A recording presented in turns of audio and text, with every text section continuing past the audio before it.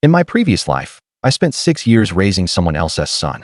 In the end, my wife ran off with her lover, my parents died of grief, and I remained a bachelor my whole life. Reborn back in 1973, the Li Tsuehua family still wanted a 300 yuan bride price.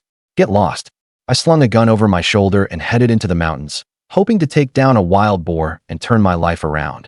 But instead of bringing down the boar, I ended up rescuing a blonde foreign girl from beneath its tusks. She hugged me and said she had nowhere to go, and that if I gave her a bite to eat, she'd stay with me. I lowered my head and saw that the cat in her arms had tiger stripes. October 1973, I was reborn. When I opened my eyes, it was still that same shabby earthen house with 3 drafty, leaking rooms, and my parents were still arguing red-faced over my marriage. 3 rounds and 1 sound. And they still wanted 300 yuan in cash? 500 jin of grain. Is this marrying off a daughter or outright robbery? My father, Jiang Dashan, cursed so loudly the roof beams seemed to shake. My mother wiped away her tears and tried to persuade him. Her father, Tsuehua, is the prettiest girl in our village. Strong and healthy, good for bearing children, and the old Li family is dead set on wanting this kind of grand show. With our shabby house, it lets in wind when it's windy and leaks when it rains. Even if we ground up these old bones of ours and sold them, we still couldn't scrape together the 3 rounds and 1 sound.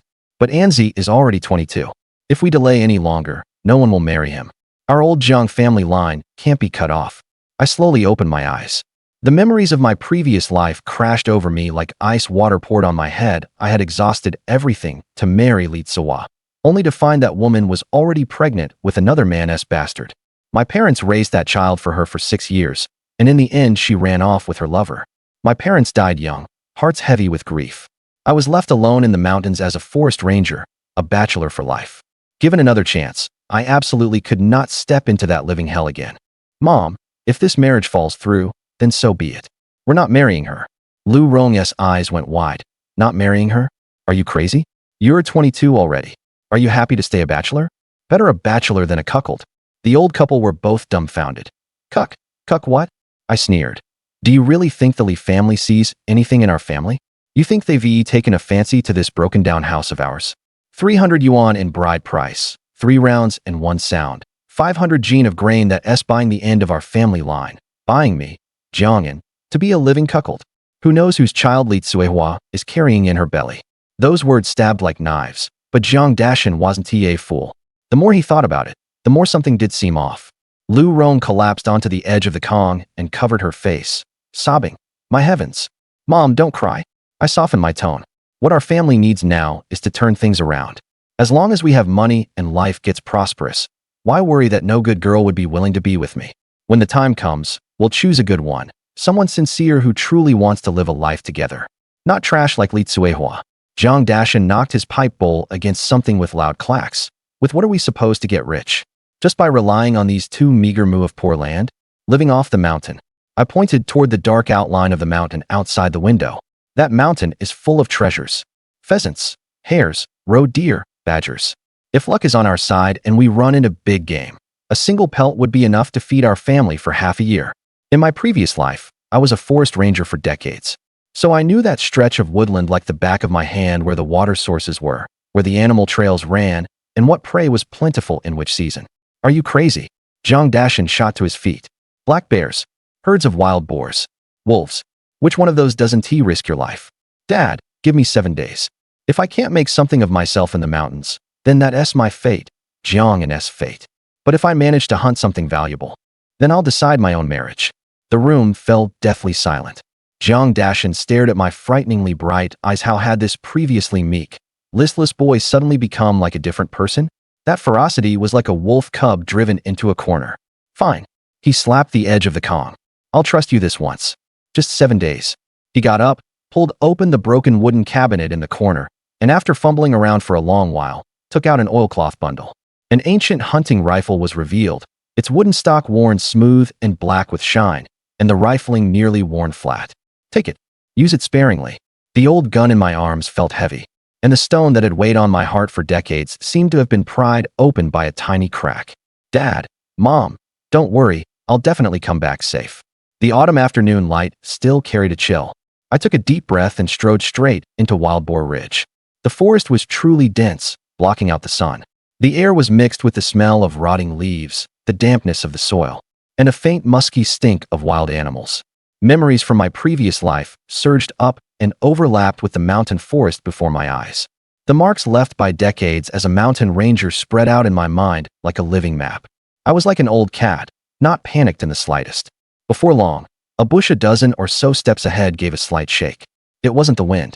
I stopped short, my gaze pinning it like a venomous snake. Through the gap in the bush, a tuft of speckled gray-brown feathers showed a pheasant. The thing was pecking through the dead leaves with its head down, looking for food. I moved as fast as lightning and reached back for the old gun. In my last life, I had mastered even an old bolt-action rifle at a distance of just a dozen steps. I could feel a fixed target even with my eyes closed. Bang! The old hunting rifle spat out a great cloud of pungent gunpowder smoke, and the shot echoed through the valley, startling a flock of birds into flight. Pushing aside the grass, I found a plump wild rooster lying in the pile of dead leaves, half its head gone. But the bit of excitement in my heart turned cold in an instant. At most, the supply and marketing cooperative would give a yuan, or so. What use was that? It wouldn't even be enough to fill the gaps between the teeth of the Leaf family's huge maw. I had to bring down bigger game.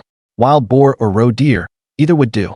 Just as worry was tying my guts in knots, a shrill scream suddenly pierced my ears. A woman's voice, frail and full of panic. Right after that came a rumbling, muffled noise, like a broken tractor crashing wildly through the depths of the woods, snapping branches with sharp cracks.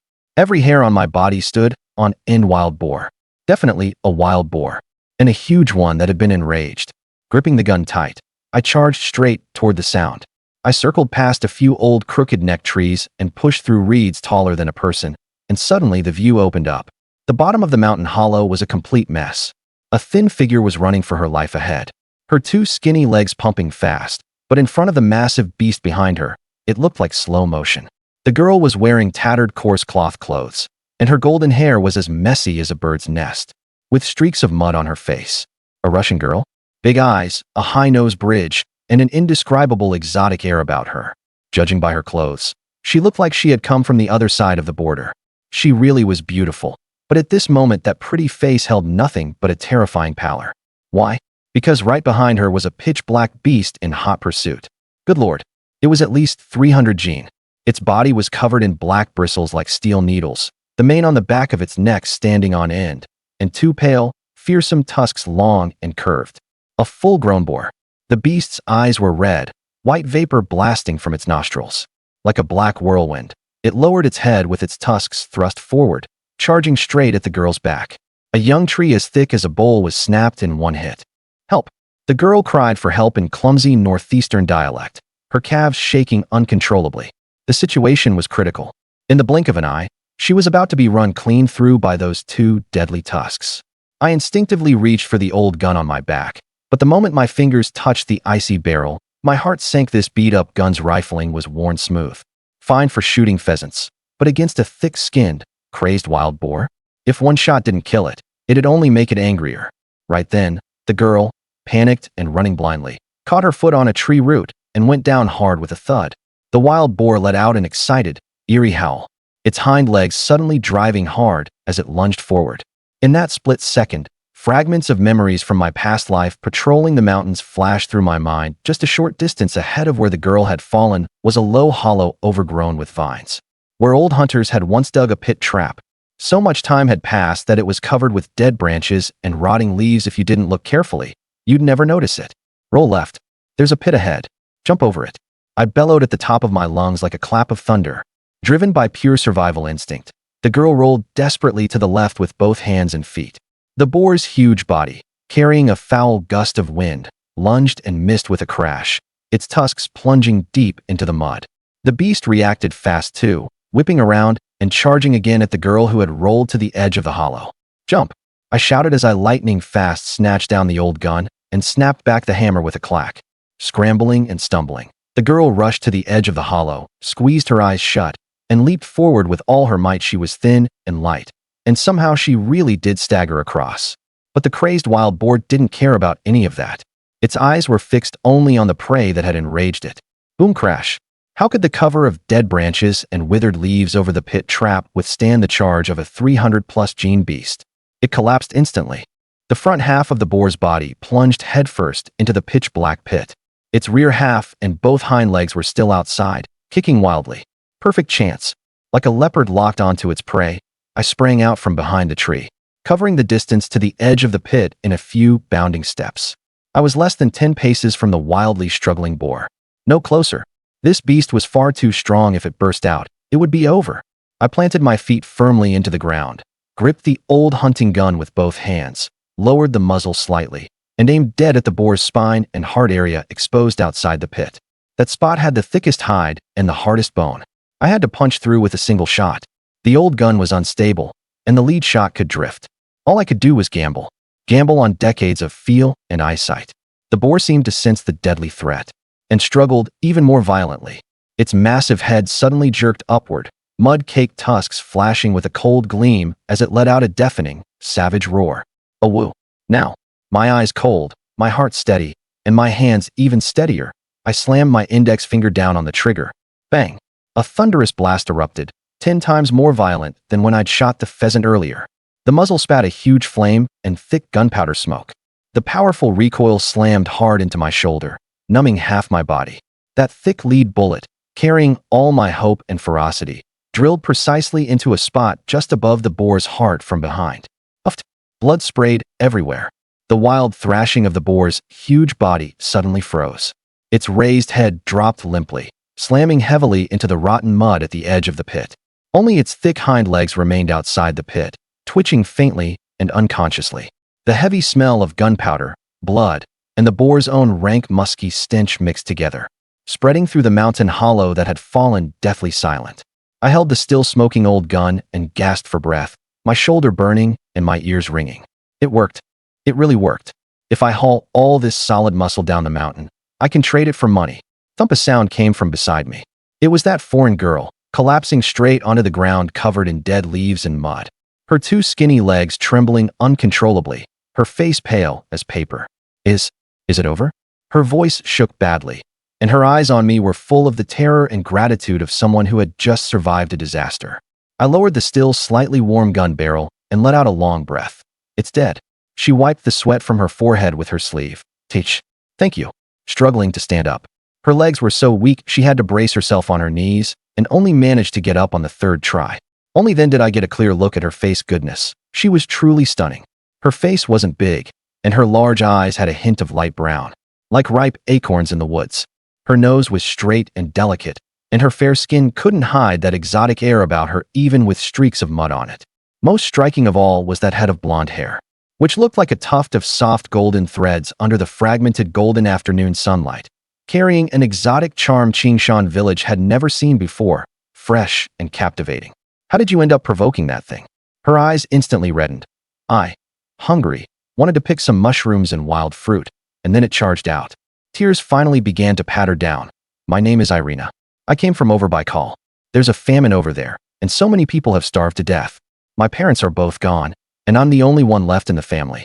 She suddenly lifted her wet eyes, staring fixedly at me with a desperate plea as if she were making one last gamble. I can work. I can do any kind of work. Just give me something to eat. Please don't despise me. That look, both pitiful and stubborn, hit me in the chest like something had slammed into it. In my last life, Litsoa ruined me so badly it was beyond words, and in this life I'd just sworn to turn things around and be my own master. And then I immediately run into a little foreign beauty with a tragic past who's dazzlingly pretty? Could it be that heaven couldn't stand it anymore and decided to give me some compensation? What's there to be afraid of? It's just feeding one more mouth. Could it really be harder than being buried and dead in my previous life? Fine. I agreed in one breath. Come with me. From now on, as long as I, Jiangyan, have one bite of solid food, I'll never let you drink thin gruel. How do you know the northeastern dialect? She blinked her big eyes. My dad used to bring me here often to do business, and I learned it while helping out. You speak it pretty well. Come on, let's head down the mountain first and go back with me to meet my parents. Irina hurriedly bent to pick up her little cloth bag. Just as she bent over, the bag suddenly started wriggling violently, and it even let out little awoo grunting noises, sharp and babyish, like a not yet weaned kitten making a fuss. A cat? Irina's expression changed slightly, and she quickly hugged the cloth bag to her chest and held it tight, looking a little embarrassed. It's not a cat. I found it on the road. It looked pitiful, The mouth of the bag wasn't tied tight, and a furry little paw was desperately clawing at the edge of the opening. And then a round little head with brown stripes poked out too. Its head was round and chubby, its ears round, and its eyes like two wet amber stones, innocent and curious. Its yellowish-brown fur was soft and fluffy, covered in dark brown, slightly blurred stripes. My eyes flew wide open. A cat? The hell kind of cat is that? That round little head, those blurry tiger stripes. It was clearly a half-grown tiger cub still nursing. Jiang's head buzzed, like he'd been hit with a hammer. He'd worked as a forest ranger for decades in his previous life. What hadn't he seen? He'd recognize this thing, even if it turned to ashes. Cold sweat broke out instantly. This is bad. I've gotten myself into trouble. Killing a wild boar at most means you're capable, but abducting a tiger cub down the mountain? If it brings the mother tiger, the entire Qingshan village will suffer. A chill crawled up his spine. But at the very moment that chill shot into his heart, a sudden change occurred. An indescribable icy sensation suddenly stabbed fiercely into his fingertips. Fast as lightning. Hiss. Jiang sucked in a sharp breath. Right after that, an indescribable stream of information forcibly rushed into his mind. Like a brand. Mountain God Pearl. Condensed from the essence of nature, already bound to a master. Companion contract established. Contract beast brindled tiger cub. Ability. 1. Contract mountain beasts. Can contract spiritual beasts of the mountains and forests. Connected in mind. 2. Sumeru space. A storage space within a 100-step radius. Accessible by thought. Boom. Jiang felt as if something had blown his mind apart. His vision went black. It took several full seconds before he suddenly snapped back to his senses. Mountain God Pearl? Companion contract? Contract beast? Sumeru space? He spread open his palm in disbelief. The trace of blood on his fingertip, where the tiger cub's fur had brushed it just now, seemed to have gone completely cold. This damn thing is a cheat. A heaven-defying cheat. The legendary cheat had actually landed on him at a time like this. And in this way, he looked at the tiger cub in his arms, still completely unaware and curiously pawing at his clothes. Then looked at Mao Mei beside him, staring at him with a baffled, worried expression. Ha! Jiang only felt an unprecedented surge of boldness rush straight to the top of his head. All the pin-up humiliation and cowardice from his previous life were blasted to pieces. Given a second life, with the memories of his past life still intact. And now this absurdly overpowered thing had fallen from the sky. What the hell was there to be afraid of anymore? What 300 yuan bride price? What 3 turns and 1 sound? What Li Cuehua? It's all bullshit. With this pearl, this tiger cub, and this big foreign horse he picked up, Tui, this foreign girl in distress. How could he possibly fail to make a living? The world is vast, and there is so much to be done. In these 70s, with opportunities everywhere, I'm planting my feet firmly right here. You really are my lucky star. Come on, let's go home and get some pork to eat. Jiang let out a satisfied laugh. Then together with Yelena made a snow sled and dragged the more than 300 gene wild boar down the mountain. Yelena carried the cloth bag with the tiger cub inside, following closely behind him. The little tiger cub occasionally poked its furry head out from the mouth of the bag and let out a faint little growl. When they were almost at the old locust tree at the village entrance, the eyes of the villagers chatting in the shade beneath it nearly popped out. Good heavens, what is Anzi dragging? That black thing. Wait, a wild boar. First time going into the mountains, and he brings back something this big? Has this kid got the guts of a bear and the gall of a leopard? Wait, the girl behind him, blonde hair? Blue eyes? Good lord, a foreign devil? Everyone started talking at once, voices buzzing, full of shock and curiosity. Someone shouted at the top of his lungs. Anzi, what's the deal with this foreign girl? You've really become something. Kid even brought back a foreign wife. There was teasing in the voice. Jiang wore a slight smile and didn't explain much, only nodding to everyone. Uncles, make way.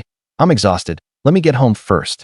As he spoke, he put more strength into his hands. The heavy wild boar was dragged several more meters forward, plowing deep furrows into the muddy ground. Yelena grew embarrassed from all the staring and lowered her head even more, showing only the tips of her reddened ears, and quickened her pace to keep close behind Jiang. He pushed open the creaky broken gate to his family's courtyard. Jiang dropped the wild boar right in the middle of the yard, kicking up a cloud of dust. Dad, Mom, I'm back. Hearing him, Jiang Dashan and Lu Rong hurriedly lifted the curtain and came out. Jiang Dashan's eyes locked at once onto the wild boar, huge as a small hill. He nearly dropped his dry tobacco pipe, his mouth hanging open wide enough to fit an egg. Why, you little rascal, you hunted this? Lu Rong was stunned too, clutching her chest. Anzi, you didn't get hurt, did you? My son. She rushed out in a few quick steps and felt him all over from head to toe. Only after making sure he was still in one piece did she let out a sigh of relief. Before she could finish speaking, she suddenly spotted the blonde, blue-eyed girl hiding behind Jiang'an. Her eyes widened instantly, and the rest of her words got stuck in her throat. The couple stared blankly at Irina, their minds completely empty. Where did this foreign girl come from? Went into the mountains to hunt, and came back with a foreign girl? After catching his breath, Jiang'an said, wiping away his sweat before finally explaining. Dad, Mom, this is Irina. She's from over near Kar. Her family met with disaster, and she's the only one left. From now on, she'll be living with us. It's just one more pair of chopsticks. Those words were like a switch. The old couple suddenly snapped back to their senses, their smiles nearly splitting their faces. Does this mean she's going to be our daughter-in-law? Wonderful. We just got rid of one headache, and now a fine young woman shows up right after? Fate. This is simply heaven-sent fate. Compared with Li Tsuehua, who wanted to strip their family bare. This pitiful, all-alone foreign girl in front of them was simply a blessing fallen from the sky. She might be a foreigner, but those features of hers, so bright and lovely, were no less than a fairy from a painting. The two of them kept looking Irina over like that, unable to hide the smiles in their eyes. Irina was so embarrassed by their gaze that she didn't know what to do with herself. Twisting the corner of her clothes, she spoke timidly, with a slightly stiff foreign accent. Uncle Andy, my name is Irina. I don't eat much, and I can work. Please don't dislike me. Her voice grew softer and softer, like a startled kitten. Lu Rong was the first to react. She grabbed Irina's cold hand at once, as warm and enthusiastic as if she were seeing her own daughter. Oh my child, come inside quickly, it's cold out here. What do you mean, dislike you? Since you've come, your family. From now on, just think of us as your parents. She took the still somewhat dazed Irina by the hand and led her toward the house, muttering nonstop, look at this little face, all dirty like a little tabby cat. Annie will heat some water for you so you can wash up properly. Anzi's father, don't just stand there. Hurry up. Scrub out that big wooden tub in the yard for the girl to bathe in. Jiang Dashin also came to his senses, and even the worried wrinkles on his face eased out. He chuckled twice, bent down to pick up his pipe bowl, and tapped it against the sole of his shoe. Oh, okay, right away. Anzi, well done. He didn't say much, but his eyes were full of pride and vindication. Who said his son wouldn't be able to find a wife after leaving Li Tsuehua? Didn't a grown girl just fall from the sky? The kitchen was steaming hot, as Lu Rong briskly mixed a large basin of warm water, then rummaged through boxes and cabinets to find a half-new coarse cloth towel. Here, child, sit down. She settled Irina on the edge of the Kong and carefully wiped her face with the warm towel. As the towel passed over her face, it revealed soft, fair skin, especially those well-defined features, delicate beyond belief. The more Lu Rong looked, the more she liked her, clicking her tongue in admiration. Oh my, just look. Those eyes and brows are truly charming, and those eyelashes are so long you could set a matchstick on them. You must be starving, right? In a bit, Annie will make you some pan-fried oil pancakes, and you can eat your fill. Under the warmth of Lu Rong's gentle chatter, Irina's taut nerves slowly began to relax. Her eyes were a little red, but this time from warmth. She nodded hard and said softly, "Thank you, Auntie." Just then bang, bang, bang. The courtyard gate was pounded so hard it shook the heavens, with a downright overbearing force, making clumps of dirt sift down from the courtyard wall. Judging by this, had someone come to mooch off them? The warmth inside the house froze in an instant. The towel in Lu Rong's hand dropped back into the basin with a plop, splashing water everywhere. Irina shrank back, and the fear that had just faded from her light brown eyes rose up again. Jiang'an's brows knitted, and the vicious temper he had just suppressed surged up again. Damn it, things had only just quieted down. Which blind fool comes knocking right at mealtime? Could it be someone jealous that he'd taken down a big wild boar? Mom, take Irina inside and find one of your old clothes for her to change into. Jiang'an kept his voice low, but it carried a chill. I'll go see which blind idiot it is. Lu Rong quickly grabbed Irina's icy hand. Oh, okay. Come with Auntie, girl. Pulling Irina, who kept looking back every few steps. She hurried into the inner room and, with a soft click, gently slid the door bolt into place. Jiang'an shook out his arm. The soreness from dragging the wild boar earlier still hadn't passed. With a dark expression, he strode to the courtyard gate in a few steps and yanked open the creaking broken wooden door with a crash. The sunlight outside was a little dazzling. Li Tsuehua's face, smeared with cheap cold cream, blocked the doorway with a fake smile she made no attempt to hide. Her eyes darted around and hooked past Jiang's shoulder, sticking fast to the dark wild boar in the yard. She was practically drooling. No way. She had to find some way to get that pig into her hands. Oh my, brother Anzi. Li Tsuehua pinched her voice into something cloyingly sweet. Twisting her waist, she squeezed her way through the door, and the pungent smell of cheap face powder rushed straight into Jiang's nose. I just knew it. Brother Anzi, you're the most capable man in our whole village. Look, just look. A beast this big, and you went and brought it down just like that. With skills like yours, you won't find a second one like you in 10 villages around. Brother Anzi, this wild boar, it has to weigh at least 300 jin, right? She licked her lips, unable to hide her greed in the slightest. If they sold the meat, wouldn't the money for the 3 big items and 1 sound system be settled? Add a bit more, and even the 300 yuan could be covered. Then the matter between us would be settled, wouldn't it? The more she talked, the smugger she became, as if that wild boar were already in her family's pocket.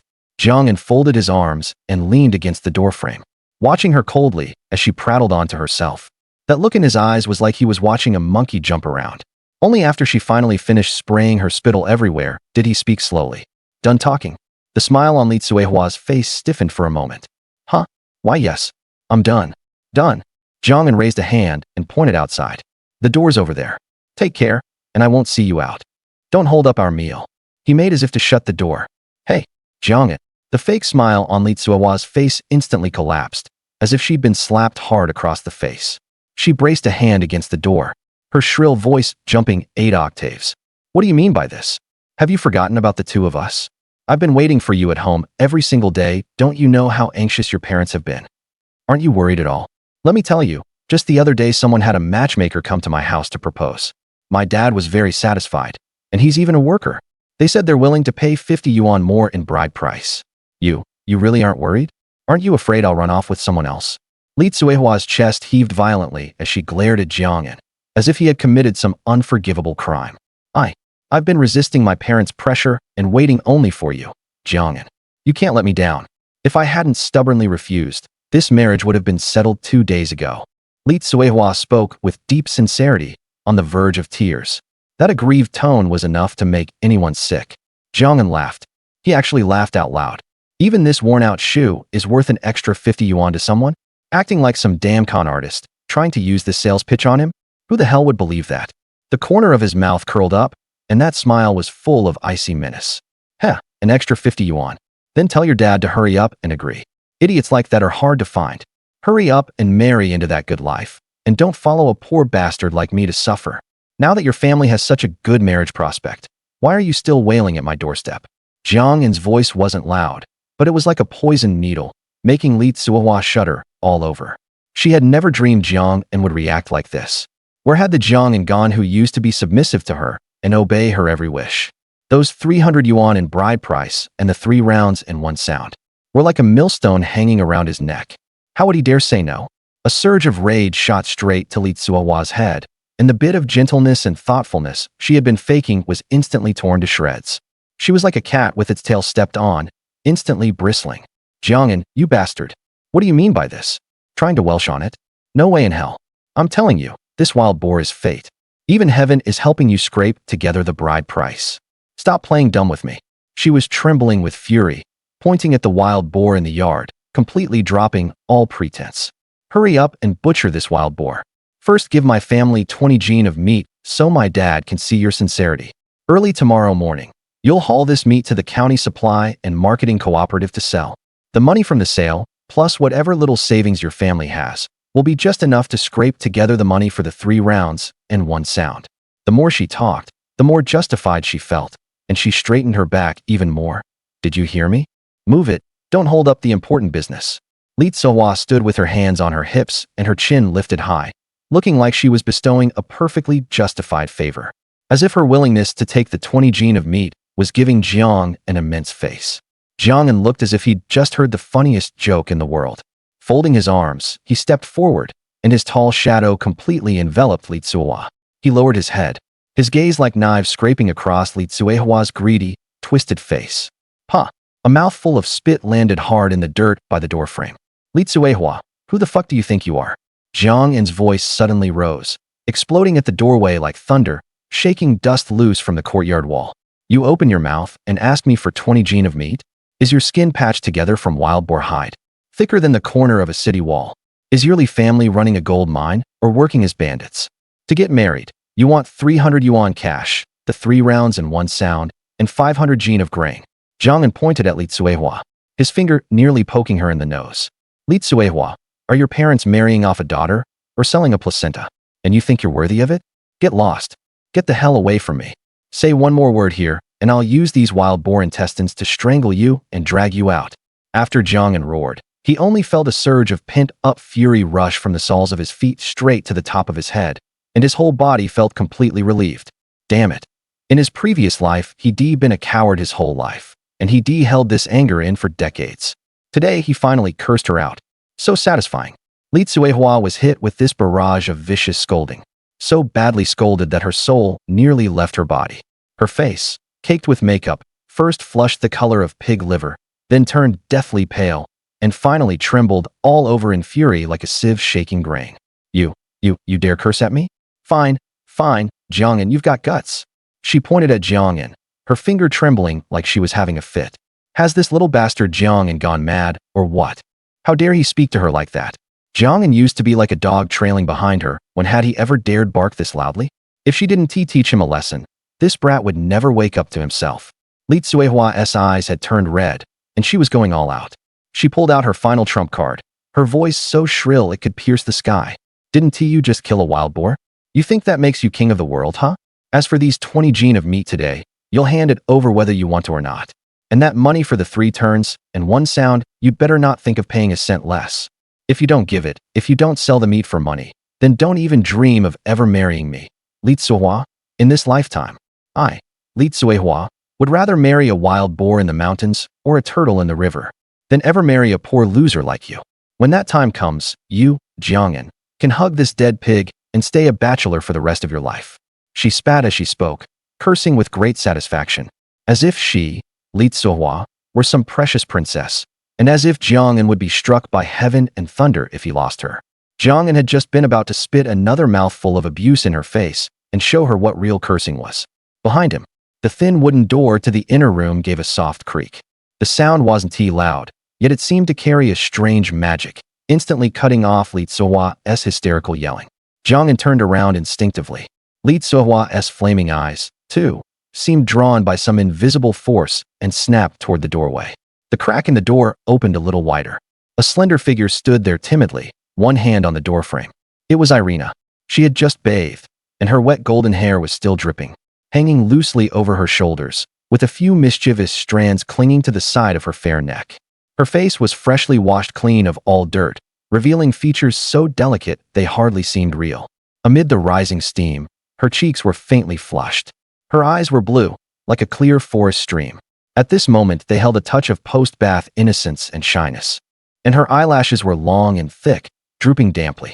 She was still wearing the old coarse cloth clothes Lu Rong had found for her, washed so many times they had faded white, with the sleeves and pant legs obviously much too long, which she had clumsily rolled up several times.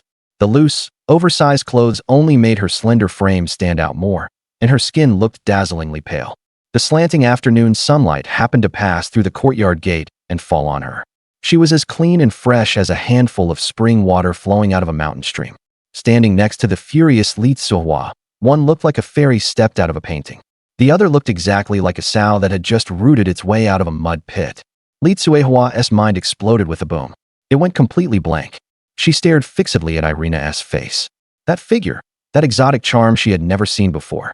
A chill shot from the soles of her feet straight to the top of her head. This? Who is this? You. It was like Li Tsuehua had a fistful of sand stuffed down her throat. Her fingers trembled like she was having a fit as she pointed at Irina, unable to force out a single clear word. Case closed. The whole damn case was solved. No wonder that little beast Jiang had stiffened his backbone, dared to challenge her, dared to curse at her. So he'd picked up some slutty foreigner in the mountains. This blonde-haired, blue-eyed vixen looks improper at a glance. That brat Jiang, damn it, he's gone crazy. Fine then, Jiang. Li Tsuehua's voice was like sandpaper scraping sheet metal, sharp and piercing, stabbing painfully at people's eardrums. So that's why you dared to challenge me. You've hooked up with this foreign broad. You've really grown capable, Jiang, learned how to fool around, have you? The two of us haven't settled things yet. And you already dare bring this slutty fox into the house? Have you no shame? Her eyes were bloodshot, her fingers trembling, jabbing back and forth between Jong-un and Irina, spittle flying everywhere. Jong-un paid no attention at all to her mad dog ranting. He strode over to Irina in a few steps and naturally took her icy little hand. Are you cold? His voice wasn't loud, carrying a bit of the hoarseness from just having shouted at someone. But when facing Irina, every trace of that fierceness was completely gone. Irina was still dazed, frightened by the commotion outside, and subconsciously shook her head. Those blue eyes still held a bit of post-bath mist as she looked timidly toward the doorway at the nearly crazed Li Tsuwa. Her other hand, the one Jong-un wasn't holding, was still clutching half a cornmeal cake she hadn't finished, which Lu Rong had just given her to fill her stomach. Li Tsuehua's man-eating glare made her a little scared and a little baffled. She hesitated, then timidly held out the half cake in her hand, her voice soft and gentle, with a slightly stiff foreign accent. Sister, would you like some? That look, that gesture so innocent it could melt your heart. Boom. That one word, sister, and that piece of cake she offered over were like a bucket of boiling oil poured straight over Li Tsuehua's burning red head. The string in Li Tsuehua's mind called reason snapped completely. Eat your mother's leg. With a scream loud enough to lift the roof, sharp enough to stab people's eardrums. You slutty foreign tramp, shameless slutty foreign tramp. Who are you fooling by acting all pure and innocent? Seducing my man, you cheap slut. I'll tear your vixen face to shreds and see how you seduce anyone then. Li Tsuehua's eyes were blood red as she lunged forward like a mad woman, swinging a vicious slap straight at the hand Irina was using to offer the cake. Smack! That half cornmeal cake was sent flying by Li Tsuehua's hard slap, falling into the mud and getting covered in dust and dirt. Irina gave a startled cry and jerked her hand back, ducking behind Jong-un, her little face deathly pale. But Li Tsuehua still wouldn't let it go. Her sharp nails sliced through the air, about to scratch Irina's fair, tender cheek. Fuck! Jong-un let out a furious roar, reacting with lightning speed. He yanked Irina behind him, and at the same time his other hand clamped down on Li Tsuehua's wrist with iron vice precision. Ow! Li Tsuehua only felt as if her wrist had been clamped in raw iron, the pain piercing straight to her heart, and she let out a pig-slaughtering howl. Jong-un, you hit me? You dare hit me for this vixen? You heartless bastard, shameless thing. Grimacing in pain, she cursed like a mad woman, while her other hand clawed wildly too. We still haven't settled things between us, and you've already found yourself a little vixen, and a foreign one at that. Aren't you afraid of catching something? Where's the wild boar meat? I have a share of that wild boar meat too.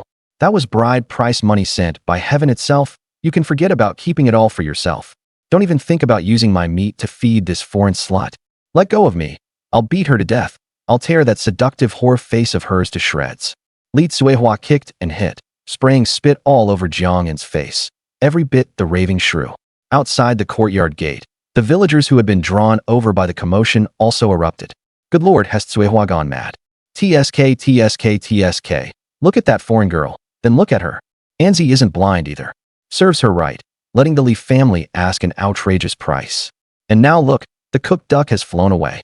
Hearing all that gossip, then looking at the face before him, utterly twisted by jealousy and greed, Jong-un felt nothing but disgust. He suddenly shoved hard. With a yelp, Li Tsuehua staggered backward several steps like a torn sack. The next second, she landed squarely on her backside in the mud by the courtyard gate, getting her whole ass covered in dirt. Hit you? The only reason I don't slap you is because I'm afraid the powder on your face will dirty my hand. Li Tsuehua. Jong-un's voice was like it was soaked in ice shards, and his gaze was frighteningly cold. Listen up. You and I are finished. There's no chance for us. From today on, marry whoever you want, even a wild boar or a bastard turtle, for all I care. My eyes must have been smeared with dog shit before to ever fancy trash like you. Get lost. Get the hell away from me. If you dare come to my door again and make a scene. Jong-un suddenly spun around and snatched up the old hunting rifle that had been leaning against the wall. Clack. The rifle was cocked. The dark muzzle suddenly aimed at the mud less than a foot in front of Li Tsuehua's feet. I'll make you eat a bullet. Bang. A deafening blast suddenly ripped through the stillness of dusk. The muzzle spat out a huge burst of flame and thick smoke. A bowl-sized crater was blasted into the ground. Dirt and gravel flew everywhere. The enormous sound and shock sent the sparrows on the courtyard wall flapping into panicked flight. Li Tsuehua was scared out of her wits even more. Mama! She let out a pig-slaughtering scream. Like a toad with its tendons cut, she scrambled backward on all fours. The crotch of her pants was soaked in an instant. A strong stench of urine spread through the air. Sitting in the mud, Li Tsuohua trembled all over like a leaf, her face shifting from green to white before finally turning the color of pig liver. In all her life, she had never suffered such extreme humiliation. She'd been pointed at and cursed as a slut, and publicly thrown into the mud. Jiangyan, you damn bastard. Just you wait, this isn't over. Shaking uncontrollably, her face pale as paper, she scrambled to her feet and fled in a panicked, stumbling mess. She didn't even dare look back. Once, she looked exactly like someone being chased by a ghost. Li Tsuohua's scrambling, stumbling retreat had the villagers gathered outside the courtyard gate bursting into laughter. Oh my, look at that, look at that, she wet her pants. TSK. Anzi's foreign girl is as fresh and lovely as if she'd been washed by a mountain spring. Compared to her, Tsuehua is just stove ash. Ain't that the truth? If it were me, I'd pick the foreign girl too. The laughter was like scalding oil, burning Li Tsuehua clear to the roots of her ears. She ran even faster and vanished in the blink of an eye. With a click, Jiangyan pulled back the old gun's hammer and casually leaned it against the wall. He vented the resentment in his heart, but when he looked up, he saw the dense crowd still gathered at the courtyard gate, every pair of eyes hooked fast on the black wild boar in the middle of the yard. Those looks were practically glowing green, full of naked greed. His heart skipped a beat. These days, whose pot isn't filled with thin gruel. A chunk of meat this big sitting here was like a torch in the dark, bound to attract wolves. Li Tsuohua came to make trouble today. Tomorrow it might be Annie Zhang, Annie Li, Wang or Matzi, and the rest. They're all fellow villagers. If he doesn't give them any, their spit could drown a man. But if he does give it away, should his own family go hungry? Why should they? This meat had become a hot potato, and more than that, a ticking bomb.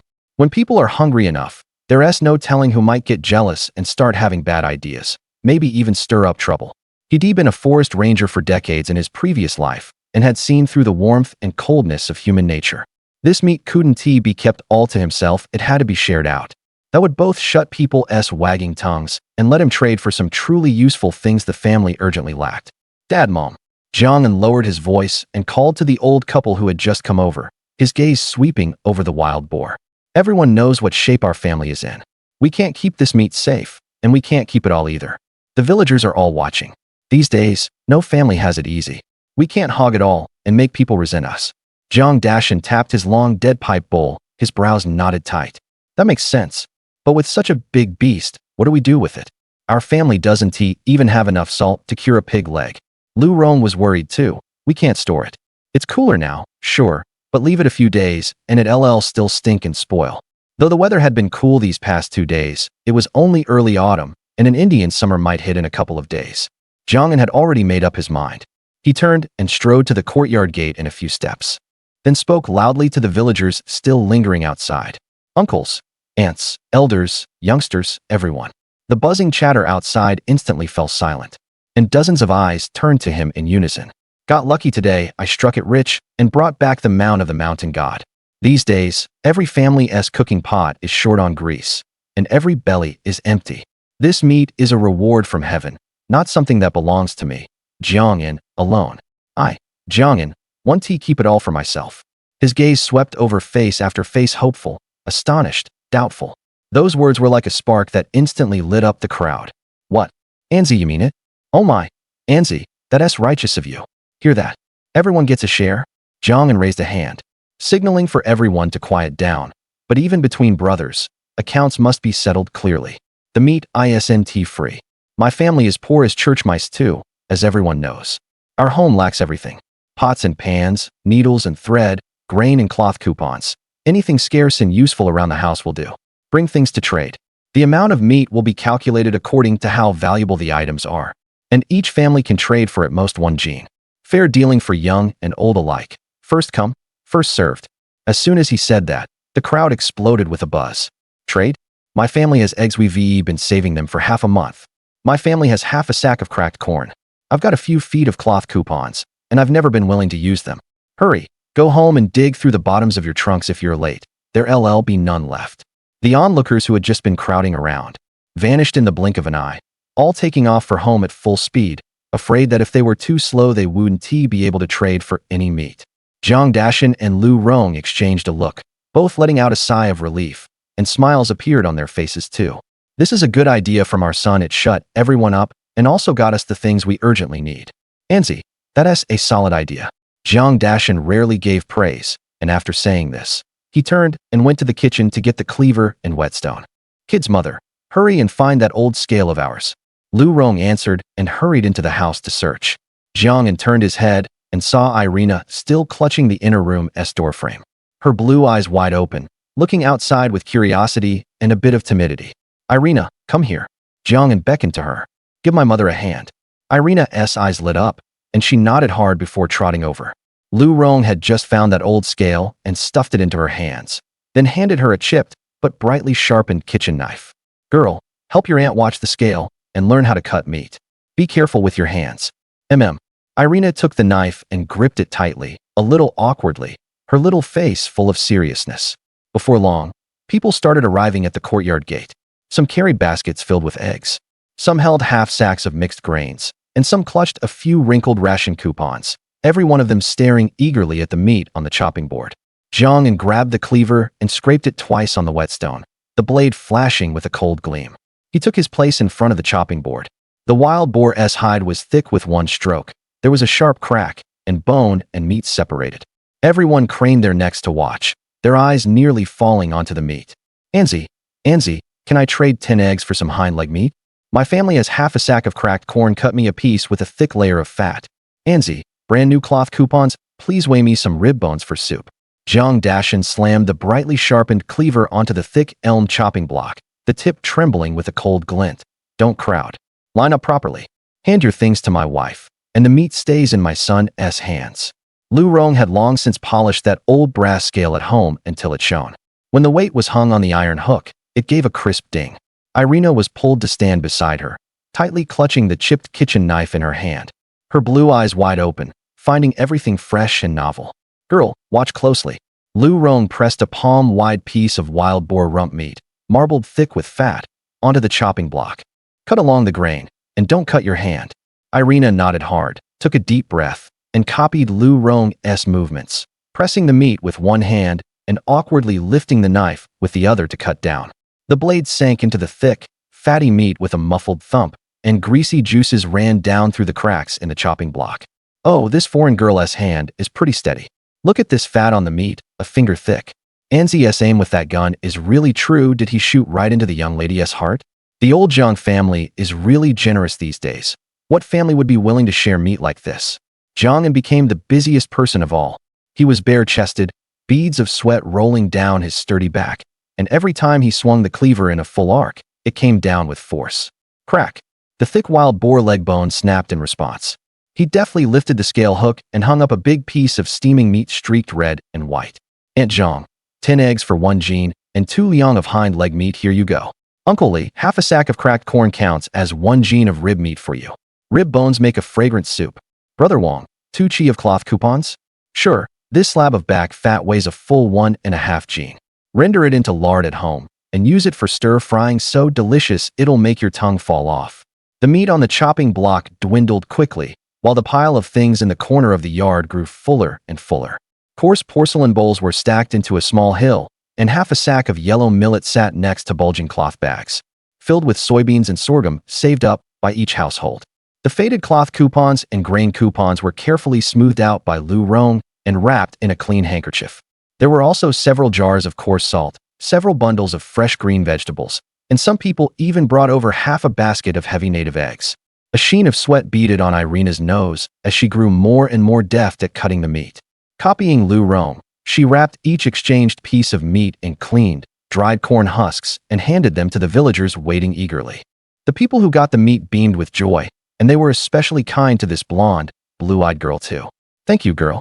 This young lady is really capable. The Jiang family is blessed. The sun sank in the west, stretching the shadows of the courtyard wall longer and longer.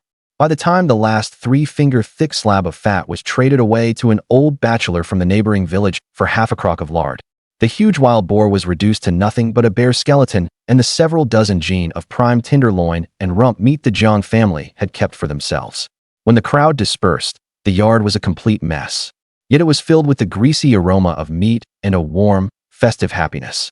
Looking at the baskets and cloth sacks piled up in the corner, Lu Rong couldn't suppress the smile at the corners of her mouth.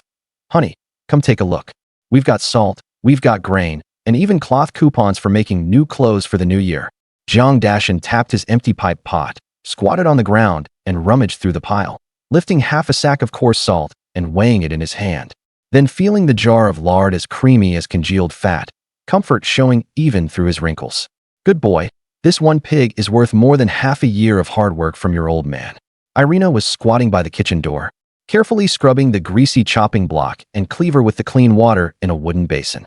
The dim evening glow enveloped her, and her blonde hair seemed coated in a soft sheen. Jiang walked over and handed her a piece of coarse cloth, washed so many times it had turned pale, for drying her hands. Tired? Irina looked up, her blue eyes reflecting the sunset, sparkling brightly. She pressed her lips into a smile and shook her head hard. Not tired, happy.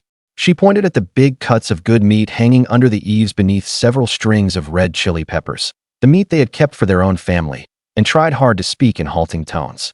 Meat, traded for lots, home, full. With a creak, the courtyard gate shut, cutting off the last bit of noise from outside. The things traded for the wild boar meat filled the corner of the yard, and the smell of meat drifted through the house. Lu Rong moved briskly, chopped off a piece of fine tenderloin, sliced it thin, and stir-fried a big basinful with the freshly traded vegetables. She also stirred up a thick corn mush and griddled several cakes until both sides were golden brown. Dinner's ready. Lu Rong set the basin down in the middle of the Kong table. Under the dim yellow halo of the oil lamp, the family sat gathered around. Irina held a coarse porcelain bowl, heaped with meat, vegetables, and mush. Imitating Jiang, she awkwardly tore off a piece of flatbread and dipped it in the vegetable broth, then carefully took a bite. Her eyes lit up instantly. Fragrant, she said indistinctly, a little glisten of oil at the corner of her mouth. If it tastes good, eat more. Lu Rong smiled so broadly that the wrinkles at the corners of her eyes relaxed, and she picked up a big chopstickful of meat for her. From now on, you'll eat your fill every day?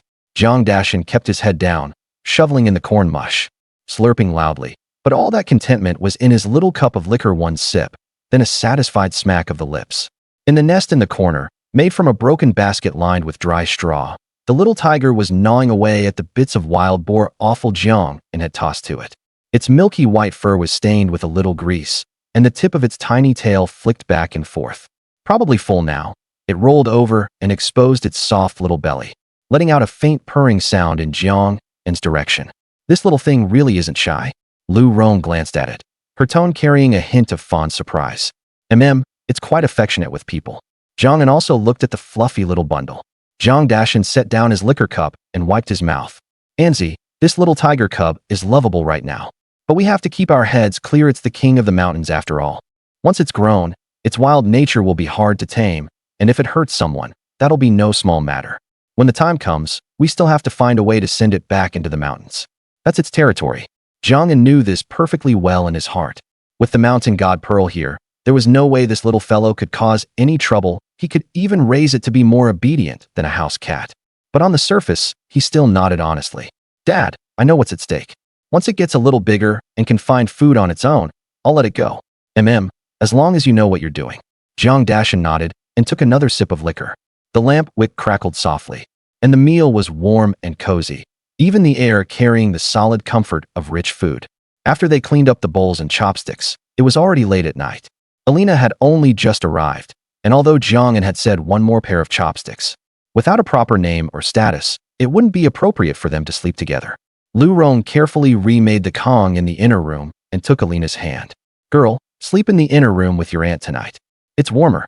Alina nodded obediently, hugging an old padded jacket Lu Rong had found for her.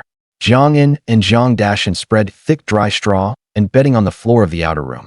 They had been making a racket over dividing the meat for most of the day, and as soon as Jiang Dashan's head touched the pillow, he started snoring, loud as a bellows. Only after the old man's snores settled into a steady rhythm did Jiang quietly open his eyes. He listened carefully toward the inner room. It was quiet there too. With a slight movement of thought, his consciousness sank into the mountain god Pearl space. He hadn't had a good look during the day, and now he finally had the time. Shouldn't all the supplies and seeds they got during the day be planted? He had secretly moved part of the seeds they traded for into the space during the day, but he hadn't dared move all of them, lest his mother think a thief had come. He had to hurry and plant them while he had the chance. The sooner they had a harvest, the easier life would be. Besides, he'd even brought home a foreign wife now. Even though they didn't have the custom of the 3 turns and 1 sound over there. In his previous life, he had even given them to someone like Li Tsuwa. Now that he had the means in this life, naturally he had to give them to Alina. He wanted that damn Li Tsuwa to get a good look. Jiang and's door wasn't so easy to enter. In just a few quick motions, he scattered the seeds into the soil, and only after looking at the sprouts that seemed eager to poke through, did Jiang and wipe the sweat from his forehead. The little pool in the center still held spring water as clear and cool as ever. Taking advantage of the deep night, Jiang and silently drew out spiritual spring water and poured it into the water jar in the outer room. Afterward, he slipped over to the little tiger's nest in the corner and secretly fed it some spiritual spring water so it could grow strong and sturdy. Only after doing all this did Jiang and slowly fall asleep. At the first light of dawn, the whole family got up. Mom made a hearty breakfast, and after a quick meal, Jiang and slung a bamboo basket on his back and headed out with Irina and the little tiger. The little tiger was like a tiny fluff ball, stumbling along by Irina's feet. Every now and then it would trip over a blade of grass, then whimper and scramble back up, making Irina laugh nonstop. The family walked along the damp little path toward the misty mountains.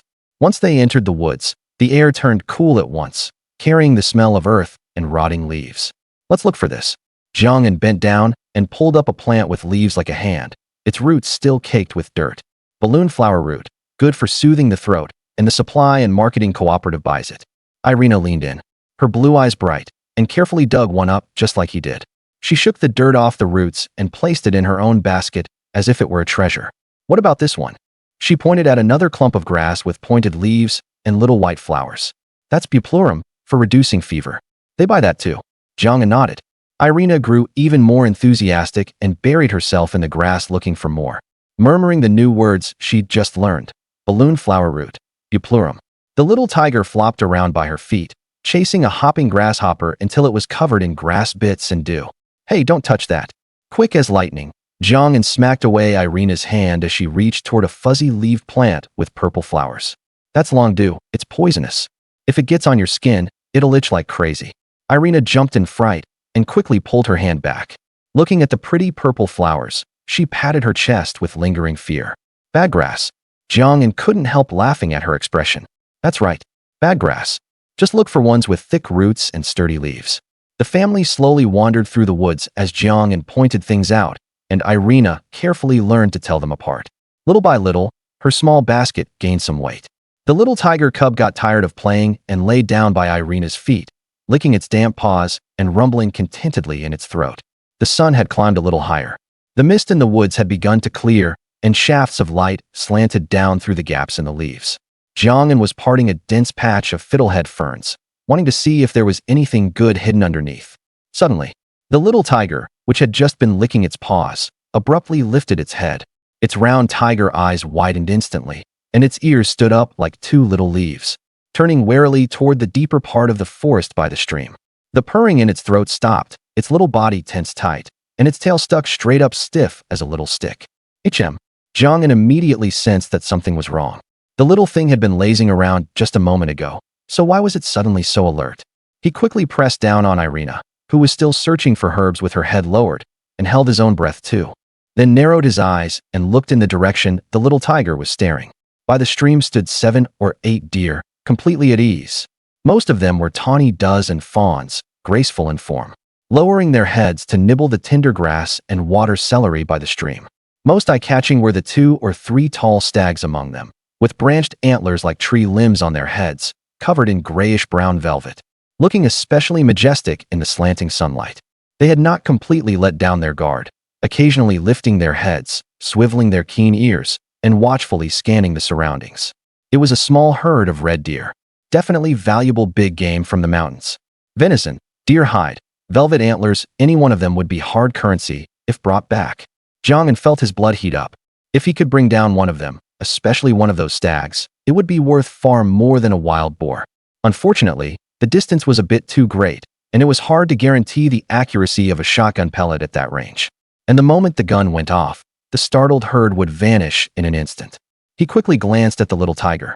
The little fellow was lying by his feet, its tiny body stretched tight.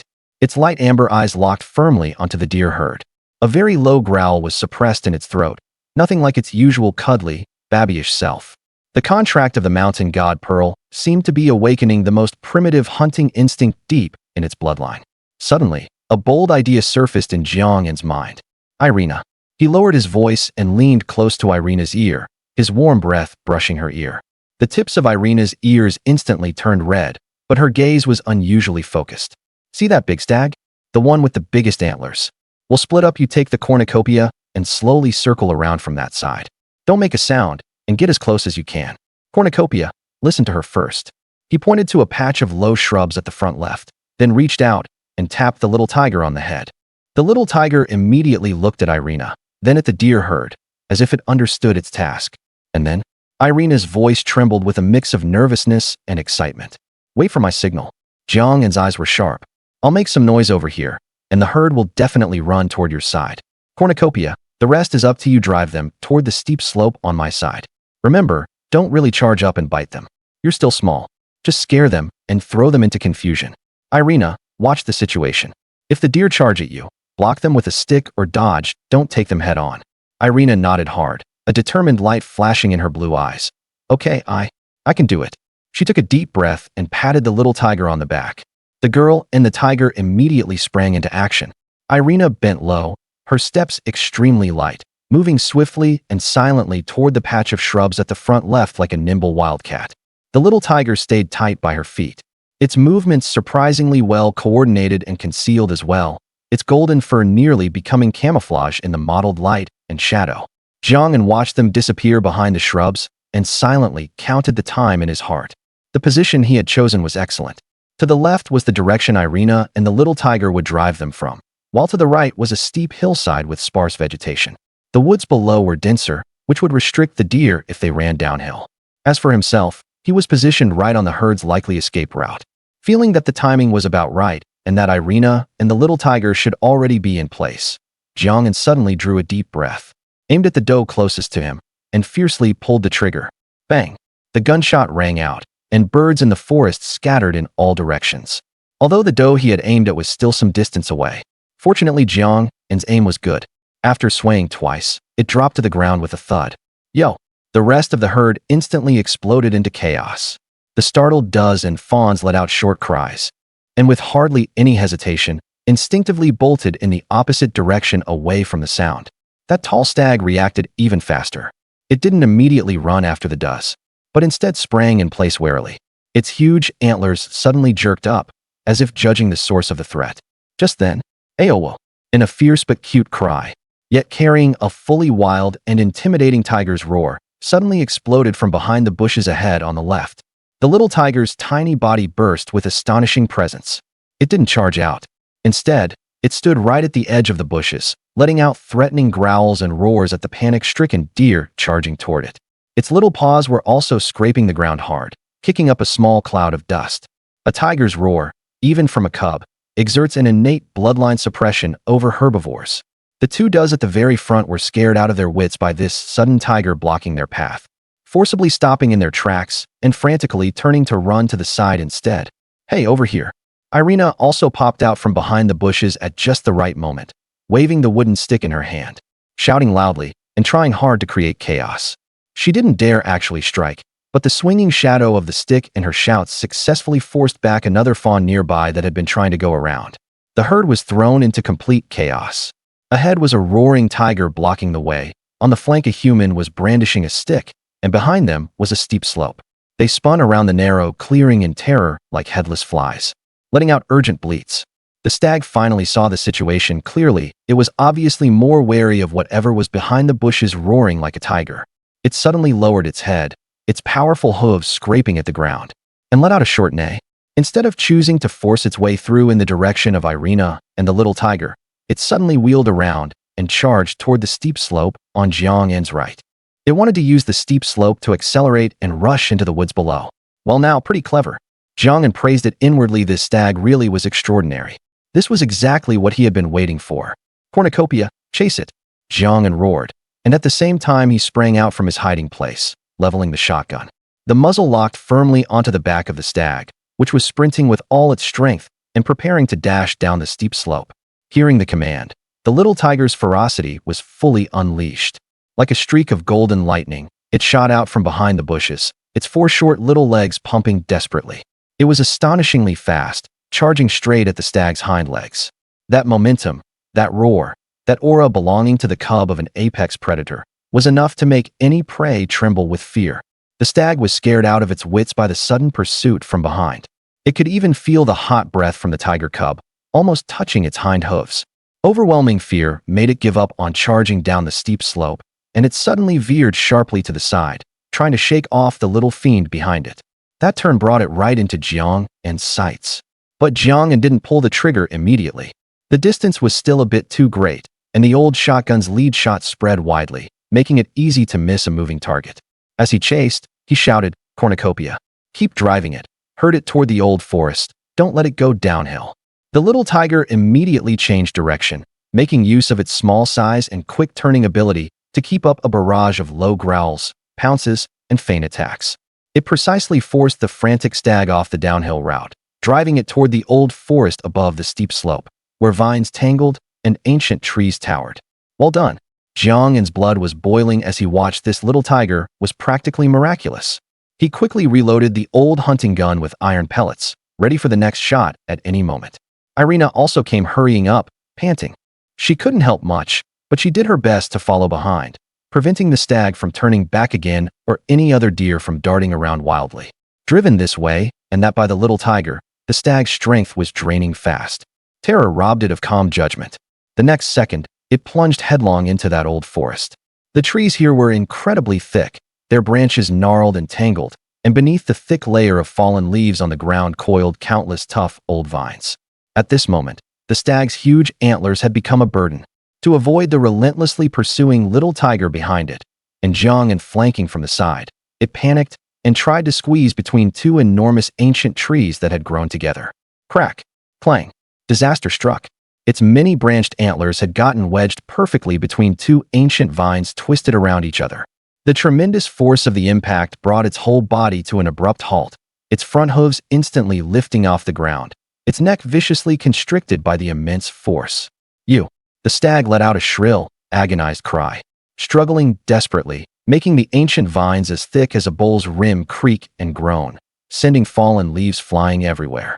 But the vines were extremely tough and deeply embedded in the crevices of the ancient trees, and its prized antlers were stuck fast, completely immovable. It was as if an invisible giant hand had seized it by the throat, its hind legs kicking futilely. Its massive body twisted violently, yet it simply could not break free. A chance.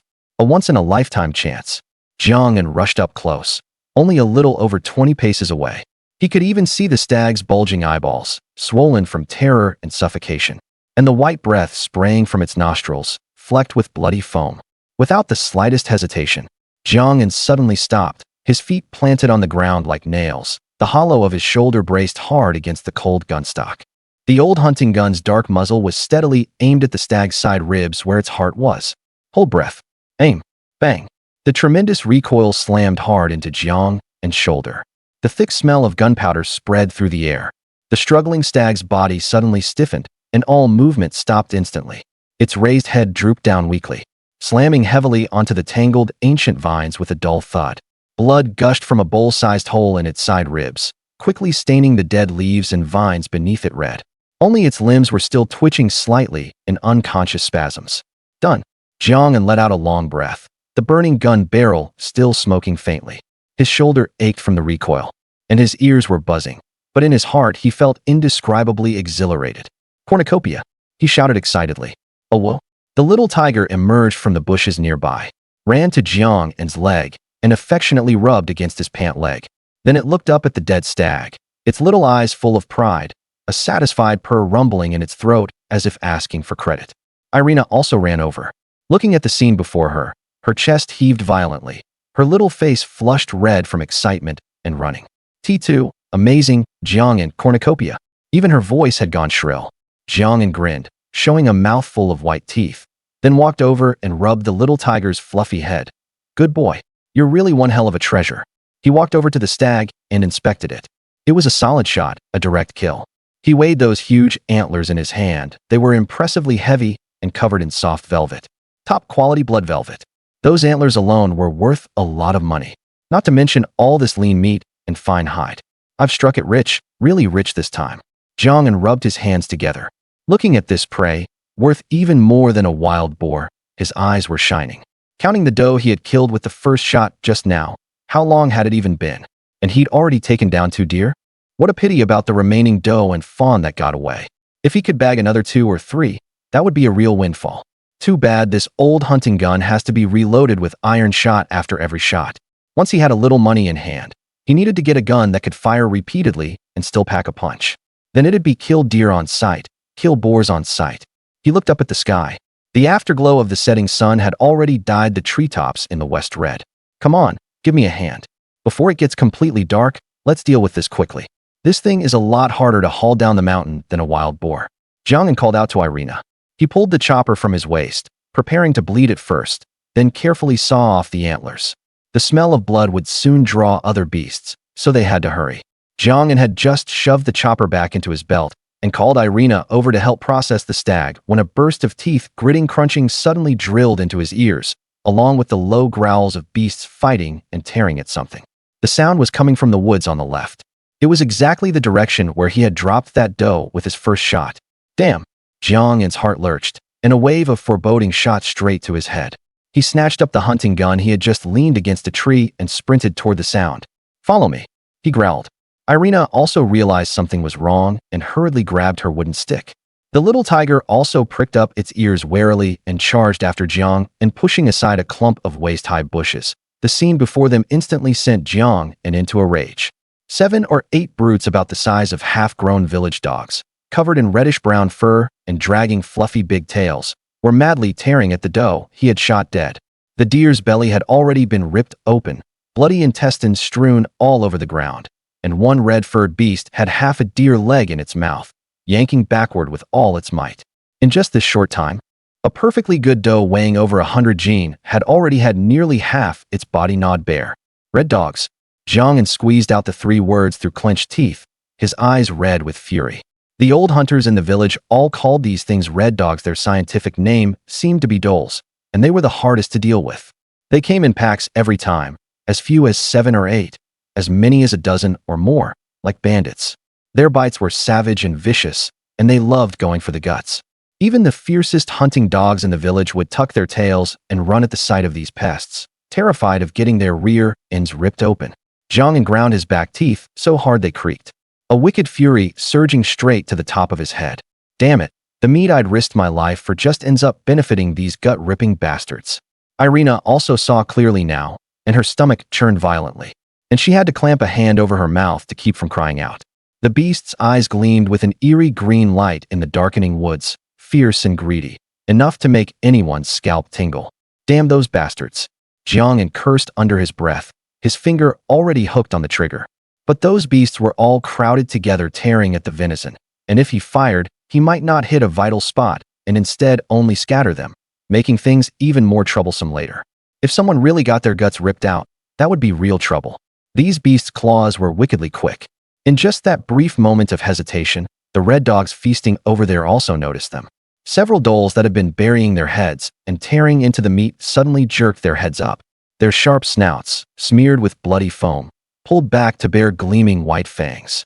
Threatening clacking sounds came from their throats as their green eyes locked on this way. The air seemed to freeze in an instant, leaving only the sticky sounds of the dhole pack tearing at chunks of flesh and the cold draft threading through the woods. A woo. The leader of the red dogs let out a sharp, piercing howl. That cry was like a signal. The 7 or 8 red dogs around the deer carcass suddenly scattered, moving so fast they left only streaking afterimages. They did not lunge at Jiang, who held the gun, but split into 2 groups with extreme cunning. 3 or 4 on this side, baring their teeth and lowering their bodies, pressed viciously toward Jiang and Irina from the front and the flank in a fan-shaped formation. Their steps were light and quick, and those green eyes were full of naked savagery and greed. Hissing, panting threats came from their mouths too, as if probing, and as if trying to pin them down. On the other side, 4 or 5 of them, including the red dog leader, actually hugged the ground like phantoms and, using the bushes and terrain for cover, silently circled around behind Jiang'an. Their target was crystal clear, the little tiger with its fur standing on end. These beasts actually knew how to split up and flank them, feinting in the east while attacking in the west. Their target was aimed straight at the treasure bowl. Behind you. Jiang'an's scalp practically exploded as he shouted sharply, whipping the muzzle around, trying to aim at the pack of dholes circling in from behind. But the few red dogs in front seemed to have received an order. And in the instant Jiang'an was distracted, two of the fiercest ones suddenly accelerated and lunged low from the left and right straight at Jiang'an's lower body. From the look of it, they clearly wanted to bite his legs or go straight for his crotch. Vicious. Fucking vicious. Irina screamed in fright and, without even thinking, swung the wooden stick in her hand with a whoosh, smashing it hard at the red dog lunging from the left. Jiang'an was forced into a frantic scramble. If he watched the front, he couldn't watch the back.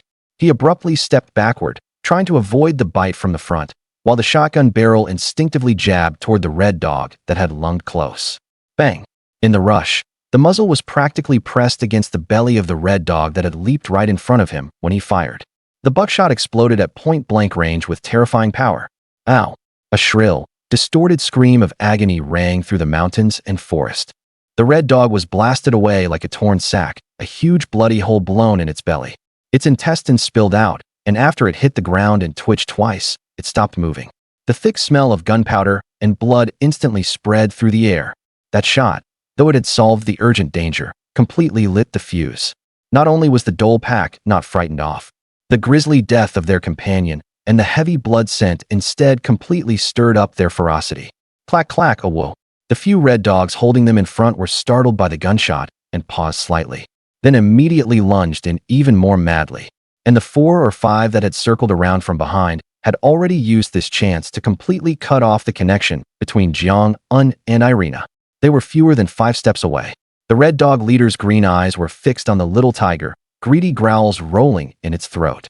To the red dogs, a tiger that small was nothing but a delicacy. Dholes were not afraid of tigers. Its hind legs bent slightly, it was just about to pounce. The several red dogs behind it were also baring their teeth, pressing toward Irina and the little tiger in a half-encircling formation. Facing the pack of dholes closing in step by step, the little tiger's tiny body trembled violently with rage and instinctive fear. But it did not retreat, even half a step. It stood in front of Irina. A low, threatening growl rumbling from its throat, its back arched high. Its 4 paws dug tightly into the ground, looking as if it was ready to fight to the death.